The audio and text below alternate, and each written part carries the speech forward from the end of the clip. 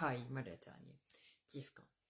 اليوم بدي أحكي عن الصبية اللي اسمها بتول علوش اللي تقريبا مقربة تعمل فتنة طائفية في سوريا بين السنة وبين العلوية. دائما في شيء اسمه أضرار ما بعد الزلزال، أو اسمه التعاطف مع المنتصر. يعني ممكن تلاقي أشخاص من غزة متعاطفين وبيحبوا إسرائيل، ممكن تلاقي أشخاص من العراق متعاطفين وبحبوا أمريكا أيام القصف الأمريكي، ممكن تلاقي أشخاص بالعلوية متعاطفين مع السنة وبيجوا مع السنة. فهي بتصير غالبا بكل الدول بعد الانتصارات. يعني أهل سوريا لما دخل عليهم الفتح الإسلامي كانوا مسيحية، لما صارت الفتوحات الإسلامية صاروا كلهم سنة أو مسلمين، يعني هذاك الوقت ما كان في سنة. فمن الطبيعي جدا أنه بعد الانتصارات في مجموعة من الأشخاص تغير دينها لدين الشخص اللي انتصر. هاي شغلات بتصير بالتاريخ دائما. كل تاريخنا نحن كان في عنا كتير مراحل وكتير دول. دائما الشخص المنتصر بيجي وبتجي معه حركة تأييد لإله من طرف الإكستريم مختلف. بس شو الشيء اللي بقصة بتول بيختلف عن أي قصص تانية صايرة من هذا الموضوع؟ أول شغلة، نحن نسب النساء اللي بسوريا اللي هي ببساطة تحسب كل طائفة عندها مشاكل، أو بالأحرى كل 100 عيلة سورية في منا على الأقل 3 عندهم مشاكل مع أولادهم، سواء كانوا صبيان ولا كانوا بنات. كوننا نحن من بيئة شرقية بيزيد عدد النساء اللي عندها مشاكل مع أهلها، سواء هالمشاكل على الورثة ولا على الحجاب ولا على التعليم ولا على زواج القاصرات. نحن كوننا بلدان بتبيح بين قوسين زواج، حجاب، نقاب البنات. فنحن كطائفة سنية عندنا مشاكل كتير بالأرقام، لأنه نحن أكبر طائفة، فأكبر طائفة عندها أكبر مشاكل.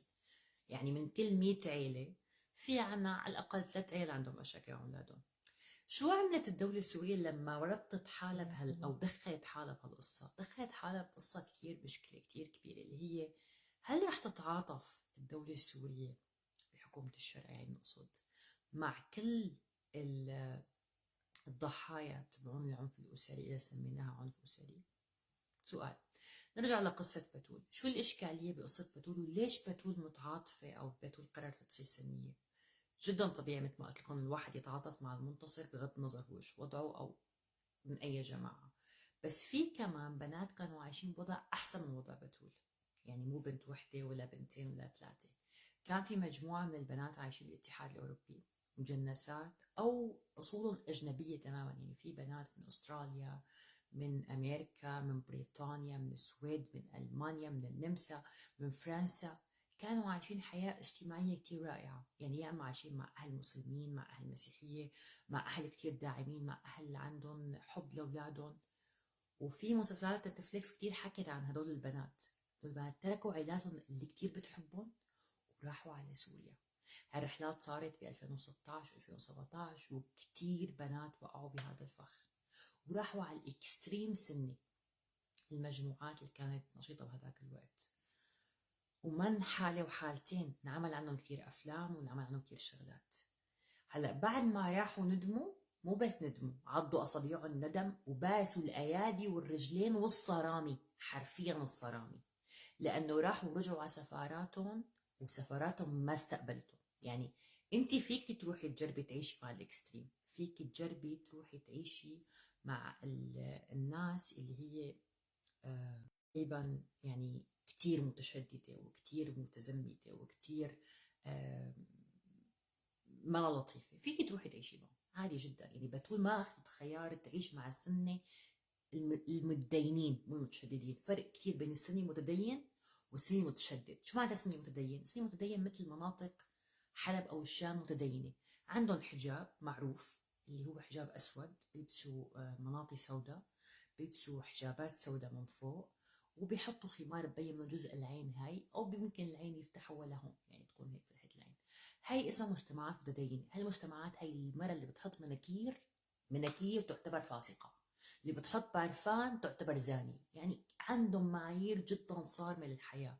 وهي البيئات موجودة على أيام الأسد وعلى أيام قبل الأسد، موجودة من وقت ما دخل الإسلام لسوريا. يعني ما في شيء جديد نحن نتفاجأ فيه أو نصدم فيه حاليا. في هيك بيئات بتقول ما راحت على هاي البيئات اللي هي بيئات موجودة بحلب، بحما، بالشام، كتير في مناطق إذا بتروح بتعيش فيها بتروح تعيش مرتاحة، ورح يستقبلوها ويدعموها، وهن عبارة عن تجار من أولاد المدينة، يعني مو ناس غرب. نحن من الأساس ولدانين، يعني أنا وحدة من الناس اللي عايشة، كان جزء من عيلتي مش كل عيلتي، يعني معلومة العالم كلها بتخربط فيها، يعني بعطيكم إياها هيك هدية مجانية. أنا عيلتي فيها كتير أنواع من التدين، كتير أنواع من الالتزام، بس عنا قسم من العيلة، قسم فقط، قسم صغير كتير، جدا جدا جدا متدينين، مو متشددين، متدينين، هناك فرق شاسع بين الكلمتين. يعني متدينين بحالهم باولادهم مو بالاخرين، ما بحشروا حالهم بحياه الناس، ما بنجبر حدا نحن، يعني ما بجيبوا وحده بالشارع بقول تعي تحجبي واعملي هيك. لو بتول رايحه مختاره تعيش بهالمناطق هاي، كثير كان سهل انها تعيش، يعني فيها تطلع تعيش بالشام مناطق متدينه، فيها تعيش بحما بمناطق متدينه، حما مليان متدينين، حما اهل التدين، حلب نفس الشيء، الشام نفس الشيء. نحن مو ضد انه هي تروح تعيش معهم، بس هي ما اختارت السنه التقليديين لسوريا، اختارت ناس لبسها مو مثل لبسنا، وحكي مو مثل حكينا، واخر ناس راحوا على هالروحه كانوا صاروا بمخيم الهول. ما في داعي اشرح لكم مين مخيم الهول، ما بيعرفوا يعمل جوجل عنه. فاللي راحوا مخيم الهول شو صار فيهم؟ باسوا الايادي والرجلين حتى يرجعوا لمجتمعاتهم، وما حدا رجعهم، واللي رجعوا انحبسوا. يعني اخر دفعه طلعت على استراليا اخذوها مكبلين هيك، اخذوها على استراليا. فتروح لك روحي حبيبتي، يعني هي وين رايحه على الجنه حدا نمنعها نحن؟ يعني نحن هاي العالم لما كانوا بإدلب، لما كانوا بالرقة ما كان حدا طايقهم. فيعني بصراحة إذا وحدة حابة تبعت حالها لهنيك، روحي جربي، يعني نحن ما عنا أي مشكلة. هلا أهلها إيش موقفهم؟ الله يساعدهم، ما عنا مشكلة نحن، يعني ما حنقدر نعمل لهم شيء لا هن ولا غيرهم. هلا حنلاقي حالات مثل بتول، حنلاقي مع الأسف حالات مثل بتول. كيف فينا نميز بين المختطفة والمغسول دماغها؟ في كثير ناس بنغسل دماغها، في ناس بنغسل دماغها بقصص حب، في ناس بنغسل دماغها بقصص مصاري، في ناس بنغسل دماغها مع عصابات، في كتير أطفال جددوا مع عصابات. بالسويد مليانة أولاد صغار مراهقين وكبار بنحفوا بروحوا مع عصابات عادي، يعني دائما في ناس، فئة من الناس بتروح مع تيارات غلط. هلا الأهل شو بدهم يساووا؟ ياخذوا حسبهم الله، يعني ما في شيء يطلع بإيدهم، هي كبيرة وبالغة وراشدة وعاقلة، وتركوها، أبوس إيدكم تركوها، حاجة لسه متمسكين فيها للبنت تصطفل تعمل اللي بدها اياه، تروح تقعد معهم، يعني دخيلكم وين رايحه على الجنه، هي قاعده رايحه تقعد، يعني هي بجروب في ابو بكر الصديق قاعد معها، وين رايحه؟ ما عم بفهم، يعني ايش هالشيء الفظيع اللي ما قدرانين. بنت كبيره شطحه عمرها 22 سنه تصطفل تقعد. نيجي نحكي عن موقف الحكومه السوريه بقى. الحكومه السوريه ودورها هون حطنا الجمال. برجع بقول كثير طبيعي هذا اللي عم بيصير، المو طبيعي جابوها اجتماع الساعه 3 بالليل.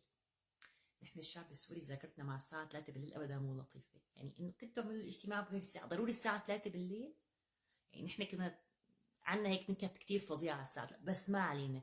يعني إيش هالاجتماع اللي عاملينه في طيز الليل؟ طب اعملوا اجتماع الصبح الساعة 8 الساعة 9 الساعة 12. يعني إيش القصة صار لها 20 يوم على خدني وجيتك وانخطفت وما انخطفت، فتحوا البث الساعة 3 بالليل. طيب حبيبي يعني ليش 3؟ يعني ايش الفكرة انك تفتح بس الساعة 3 بالليل وكاميرات وتصوير ونحن معك؟ ولا ايش في؟ طولوا بالكم، البنت ما هي مخطوفة امبارحة وجبتوها اليوم. طب اعملوها الساعة 2 الظهر 6 العصر، يعني في كتير اوقات واحد يجمع فيها غير 3 بالليل.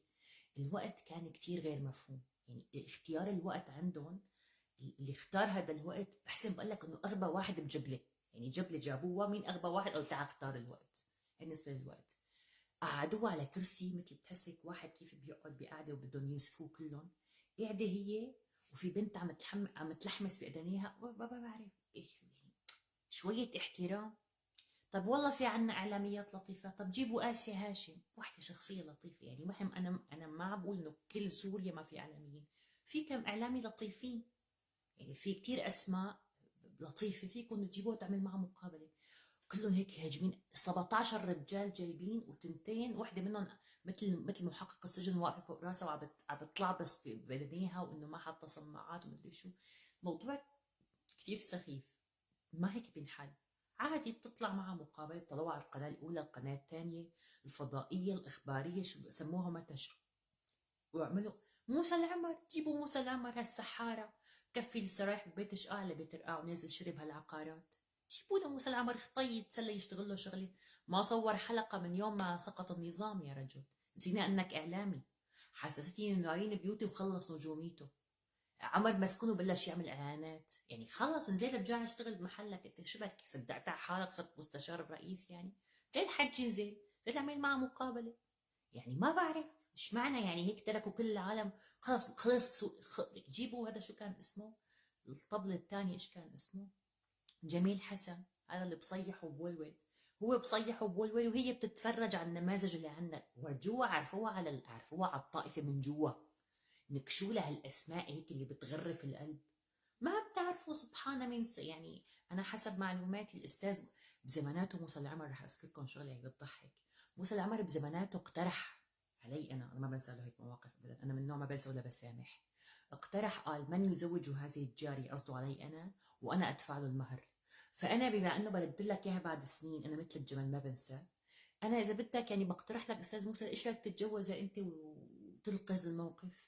خطي البنت داخله على عنا، يعني اكيد نحن ما حنعطيها لواحد يكون حلوه الله يعطيها من الجمال شيء كثير. هي بتحل المشكله وهي اهلها بتطمنوا عليها.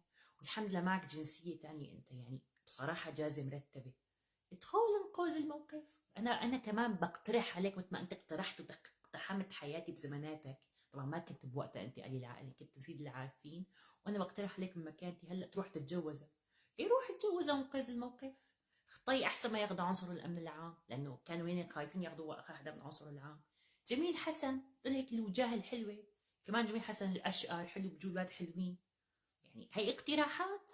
حدا يقترح له يعني هيك يروح يتبرع ينقذ الموقف شاطر، بس يطلع يقول لنا نساي مشروع قاسيون ونساي مشروع مدري مين. طبعا لا حدا سمعان بالمشاريع ولا حدا سمعان بشيء ثاني.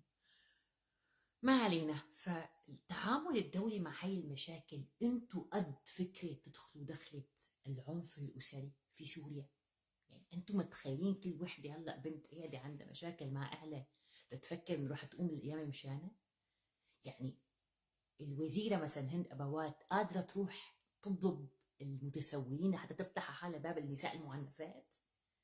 لك روحي، نحن بسوريا أنا نساء مضروبات، يعني مو معنفين من أهلهم بخلافات فكرية. يعني مو هي وأهلها بتول الظاهر في عنده خلافات فكرية، هيك حسب الرواية الرسمية يعني. إنه هي البنت تقلب تتغير على سنية أهلها ما بدهم. بس مو ضاربين بعض، يعني ما في ضرب وقتل. طب نحن يعني في عائلات بضربوا اولادهم بالشحاطه، اولاد بضربوا اولادهم بعلقوا. انا عم بشوف مقاطع يوميا، كل كم يوم مقطع لولد صغير معلق بالسقف وابوه عم بضربه وعم بجلده مدري شو. نحن قد نفتح عنا فتحة انه الدولة فيها تساعد كل وحدة معنفة بسوريا؟ ار يو شور انه هذا اللي عم بيصير؟ يعني نحن اذا فتحنا عنا هالباب شو بده يتسكر؟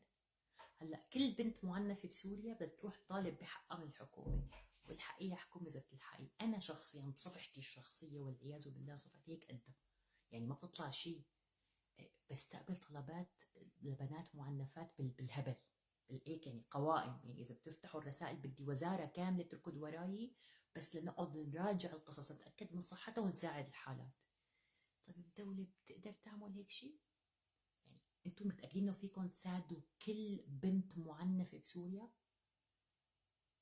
اذا هي احنا ما دخلنا بالاديان، ها احنا عم نحكي على كل وحده ضاربه ابوها، ضاربه بالقشاط، ضاربه بالشحاطه، كاسر لايدها، ضاربه باداه حاده، ضاربه باداه قاسيه، ببلوك، بشغله، بعمله. تصوروا كل بنت انضربت تجي على الوزاره وتعمل لنا هيك شيء، ايش رح يصير؟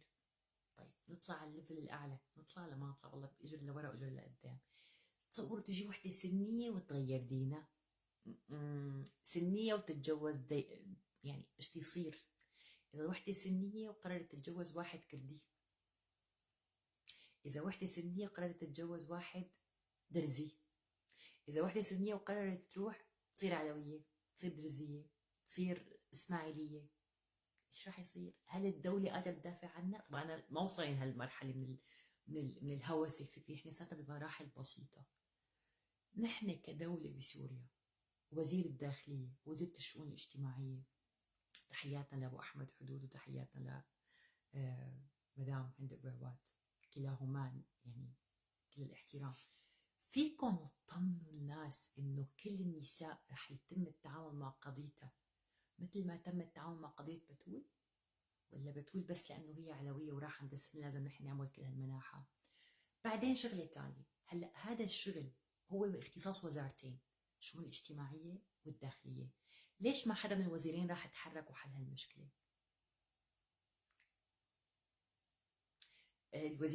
الرئيس عمل تغييرات، يعني نحن ما كأنه نحن بدنا وزير للسلام بهالفترة الحساسة، لأنه صار في وزير للسلام خاص، لأنه ما معقول الوزراء الحاليين يشتغلوا هيك شغل.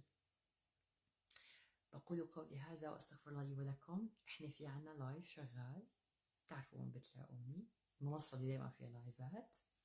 كل الشكر لكم، وكنت معكم أنا جود عقاد، كان بهذا اللايف بحسابي، رح تلاقوه موجود هون وبحساباتي على اليوتيوب. ثانك يو كثير لكم، باي.